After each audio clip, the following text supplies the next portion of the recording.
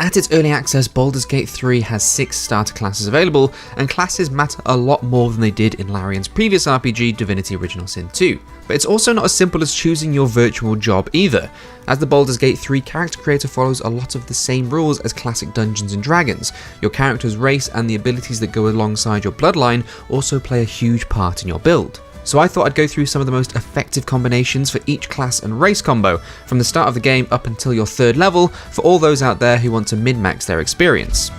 For fighters, strength and constitution are the stats to pay most attention to. Starting as a Githyanki is an okay choice as they have that +2 strength, but I think the best choice is to go for the Shield Dwarf, as they also have a +2 constitution modifier on top of their strength. Constitution being the stat that affects health, so by combining both of those you have an effective frontline melee character who can also soak up a bit of damage. But also think about what weapons you want to start with. Dwarves obviously favour axes and hammers, while Gith are more effective with swords. The strength modifier is also going to get you into melee combat more effectively, as it's the strength stat that affects how far you can jump, which is a great tactic to get you in and out of combat. The first level up is when you can start to really build your fighter around a role, as this is when you can start taking your traits. Do you want to focus on protection, great weapons, dual wielding, etc.? Personally, if I want to deal damage, I will go for the dual wielding option, as it will allow you to diversify the damage output between different weapon types and status effects. If you want a tank to take the damage away from your squishier allies, then I recommend going down the protection route and start planning ahead to add some shield proficiencies. This level up will also get you an action surge, giving you an extra action with every use, so be ready for those double hits. And on your next level up, when you hit level 3, you get to pick between Battlemaster or Eldritch Knight. Going the Eldritch Knight route basically makes you a battle mage, but with the current roster you're already likely to have some spellcasters in party, so I recommend keeping the focus on melee. That's where the Battlemaster option excels with some really good passives. My advice is to swap out pushing attacks and take Riposte instead. Riposte grants you the ability to counterattack, which can be super effective with 2 weapon fighting styles, and the downside to pushing attack is that it has a chance to push enemies away. Firstly, if you're the tank, you want the enemies near you. And secondly, it means you lose out on the possibility of a reactionary attack if the enemy chooses to flee away from you.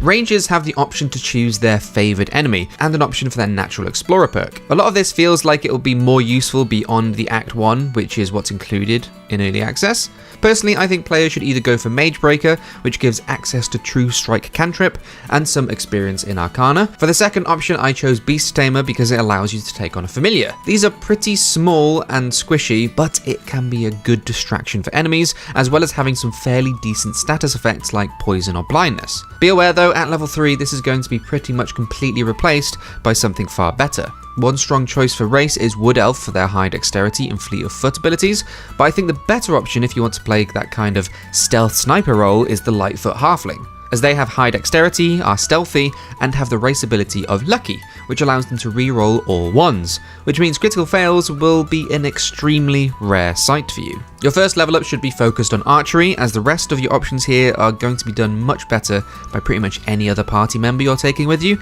As for spells, the most useful is going to be Ensnaring Strike, keeping enemies at a distance while you do some damage, and my other option of choice is Speak with Animals, because honestly, with all the story potential you get from that ability, it should be a no-brainer to pick whenever you have the option. And for the second level up, the best ability to pick is Beastmaster. Now this is going to allow you to summon larger animal companions like bears and wolves into combat. The options this gives you are great, as the summons are another damage dealer with its own unique ability, and it's another massive entity to soak up damage for essentially free, helping ensure the main party members stay healthy. Warlock is my favourite class. It has such a variety of options and weird spells, I think everyone should build one at least once. Now for Warlocks, the primary stat to pay attention to is Charisma, as this is what they're going to use to cast spells, but high Charisma is also going to be super helpful when interacting with NPCs outside of combat. Tieflings and Half-Elves both have that +2 Charisma stat, but as much as I love Tieflings, I think Half-Elf is a stronger option, as they also get an extra point to put into 2 other stats of their choice, further helping diversify your Warlock. You're going to have fewer spell slots as a Warlock, so it's worth thinking about how you're going to rely on your cantrips and other basic weaponry. When it comes to your packs, you have 2 options. You could opt into the Great Old One if you want battlefield control and disables, but if you want more melee utility, the Fiend will be a better choice. Personally, I went the Strange Cthulhu style route. As for cantrips, I think the only really essential one is Eldritch Blast. It's basically going to be your bread and butter for ranged damage, and the more you level up, the more options you have to upgrade it. Dissonant Whispers and Hideous Laughter are both great options for burst damage and disabling your enemies for a few turns. And at your first level up, you'll notice there are a lot of options that relate to things you already have. I recommend at least taking Agonizing Blast to upgrade the damage of Eldritch Blast, as like I said, you're going to be using that ability a lot. And Beast Speech again because it lets you talk to animals, and that's never not been great. Spell choice will depend on how you've built so far, whether you're going to focus on melee, range damage, or control.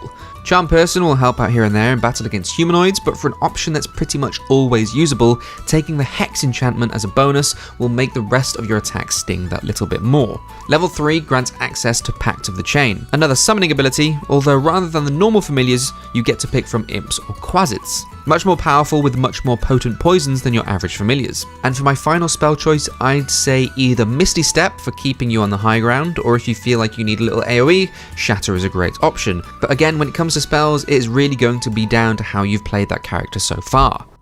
Rogues feel like one of the classes that aren't quite there yet when it comes to what abilities and options are available to you, but if you're playing one, then I think taking Drow as your race is going to give you the most benefits, as they both have +2 in dexterity, decent weapon proficiencies, and are the absolute best at seeing in the dark, which is going to be great for all the skulking around and backstabbing you're likely to do.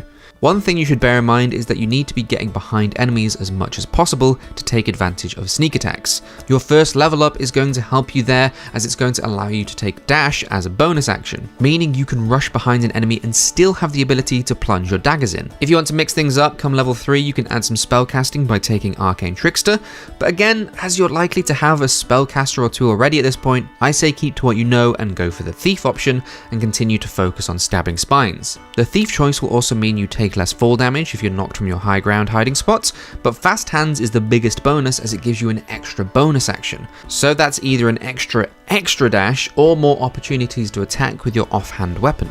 Just remember to stay mobile and keep some melee backup or take buffs from your mages, as you're going to be a great damage dealer, but awfully squishy. With other spells wizards have as options, an exact build won't be that helpful, but I can tell you what's going to give you the best head start. Unlike every other class and race combo, there's nothing that will give you a +2 intelligence trait, which is the wizard spellcasting stat of choice. Going human is fine as you get a few other stat boosts, but personally I think the extra cantrip you get from going high elf is much more appealing. Also, elves are immune from being charmed or put to sleep, so this will ensure you can keep your spellcaster slinging lightning. And also, a bit of elven dexterity for dodging attacks never hurt anyone. I opted to swap out Grease and Fog for Thunder Wave to push away any bad guys melee rushing me, and Magic Missile as it's an extremely reliable and consistent damage dealer for the early game. First level up is basically a choice between if you're looking to protect yourself or deal some damage. Evocation spells focus elemental energy into powerful attacks and enchantments, and Abjuration spells summon wards, banish enemies, and nullify magic. Evocation means you'll lose out on some of the arcade ward abilities and have to be a bit more precious with your spell slots, but you do get the Sculpt Spells passive, meaning that your allies won't take damage from all your spell flinging, so you can fire away with Burning Hands with a bit more reckless abandon. Like I said, a full build guide isn't going to help much for wizards, especially when they have 25 spells to choose from at level 3, so what you pick here is likely just going to be based on what you've enjoyed so far. It is worth noting though that even if a spell isn't in this list, you can always pay to learn it later if you find a spell scroll and a handful of gold. Although I must say, again, for Misty Step, having that is always a bonus. Keeps you on the high ground and away from most of the danger. I think the best bet if you're going to play Cleric is to focus on Life Domain. This is going to make you an extremely powerful healer and dealer of buffs. Also, if you take Shadowheart along with you, she's a cleric of the opposite school, so you'd already be covered anyway. I opted to play as Wood Elf as it gave me the biggest boost to Wisdom, one of the most important stats for clerics, which is going to be very helpful in the early game as you start out with a very powerful spell and cantrip combo, Guiding Bolt and Sacred Flame. The extra stats are best served in Constitution and Dexterity, especially if you're going with that melee shield build that is so common with clerics. These stats are just going to serve you that much better if you're a frontline battle party member. The progression over both levels is pretty linear. Your focus should just be on buffs, protection spells, and healing, as the other companions are going to be pretty lacking in that department. By level 3, you should be able to keep everyone topped up with HP via Cure Wounds, Aid, Preserve Life, and the Prayer of Healing. And with the slots you have spare, taking spells like Halt and Hold Person will keep foes at bay, giving you a turn to dish out some heals. Those are my choices for the most meta or min-maxed builds to start you off in Baldur's Gate 3. But honestly though, the character you should build is the one you most want to play.